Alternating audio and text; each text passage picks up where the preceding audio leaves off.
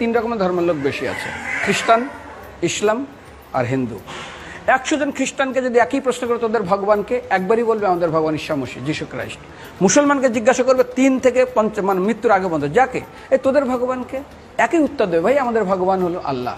হিন্দুদেরকে যদি একই প্রশ্ন করা হয়, ভাই তোদের ভগবানকে, কনফিউজ। 100% হিন্দু 100% কনফিউজ, জানে না ভগবানকে। দ্বিতীয়ত, যদি তুমি মুসলমানকে জিজ্ঞাসা হয় তোরা মসজিদে কেন যাচ্ছিস, ওদের শিখানো হয় মসজিদে যেতে হবে নামাজ আদায় করার জন্য। সপ্তাহে ওরা 100% একদিন মসজিদে যাবেই।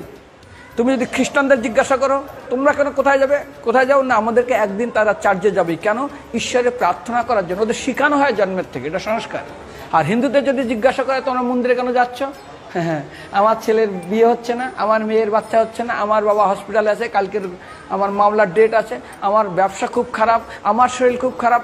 99.99 হিন্দু জানে না মন্দিরে কেন আসা উচিত, তাদের ভগবানকে মৃত্যুর পরে কোথায় যাবে। মুসলমানকে জিজ্ঞাসা করবে মৃত্যুর পর কোথায় যাবে, বলবে ভাই নামাজ রোজা যদি না করি দোজকে যাব, অর্থাৎ নরকে যাব।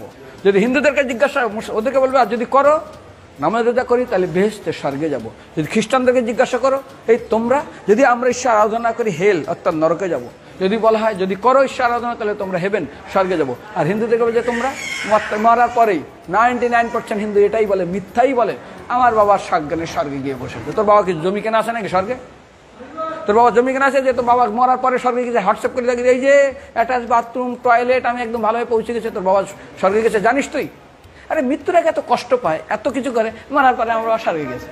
আরে যখন পুলিশে কোনো কয়েদি কোনো অপরাধীকে ধরে 2-4টা ডান্ডা মারে, তারপর থানায় গিয়ে আরো ট্রিটমেন্ট করে, তারপরে কোর্টে বিচারে, তারপর জেল খাটে, মৃত্যুর আগে এত কষ্ট করে আমরা মারা যায়, মারা পরে আমার বাবা স্বর্গে গিয়ে বসে আছে, ওর বাবার জন্য জমি কেনা আছে না, এরকম বলা যাবে না। এই জন্য আমাদের শাস্ত্র বলে পরলোকগত, স্বর্গীয় বলে না।